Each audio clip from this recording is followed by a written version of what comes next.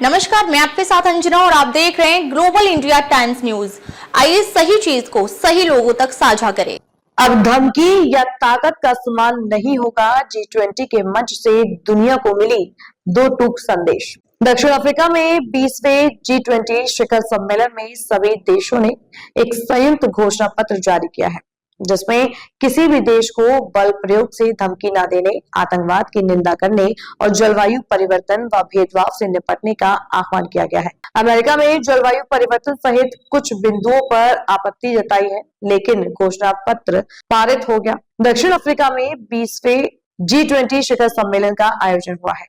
Johannesburg में दुनिया भर के दिग्गज नेताओं का जमावड़ा लगा है। वहीं G20 के मंच से सभी देशों ने मिलकर ज्वाइंट डिक्लेरेशन जारी किया है, जिसमें किसी भी देश को ताकत का गलत इस्तेमाल करके धमकी न देने की बात कही गई है।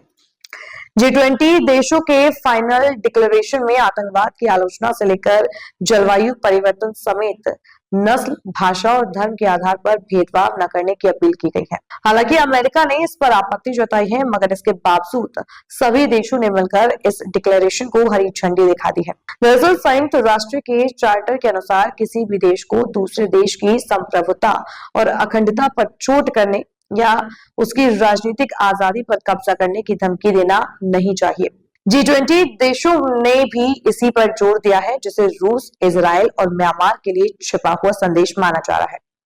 अमेरिका अगले साल G20 शिखर सम्मेलन को होस्ट करने वाला है। ऐसे में अमेरिका की मौजूदगी के बिना G20 डिक्लेरेशन पास होने पर वॉशिंगटन ने नाराजगी जाहिर की है। अमेरिका का कहना है कि दक्षिण अफ्रीका सुचारू रूप से G20 की अध्यक्षता हस्तांतरित नहीं करना चाहता है। खासकर डिक्लेरेशन में जलवायु परिवर्तन के मुद्दे पर अमेरिका ने ऐतराज दर्ज किया है। दक्षिण अफ्रीका के राष्ट्रपति सिरिल रामाफोसा ने अमेरिका की आपत्तियों के बावजूद जलवायु संकट समेत अन्य वैश्विक चुनौतियों से निपटने के लिए घोषणा पत्र जारी कर दिया है। बता दें कि अमेरिका राष्ट्रपति डोनाल्ड ट्रंप ने इस सम्मेलन में हिस्सा नहीं लिया था। इस पर G20 देशों का कहना है G20 किसी एक देश पर निर्भर नहीं है। किसी ऐसे देश की गैर मौजूदगी के आधार पर G20 को रोका नहीं जा सकता है, जिसे पहले से निमंत्रण दिया गया था। यह सम्मेलन सभी 21 सदस्यों के बारे में है। यूरोप इसके पक्ष में बिल्कुल भी नहीं है। यूरोपीय नेताओं की यह बैठक G20 समिट के एजेंडे से इतर जोहान्सबर्ग में होगी।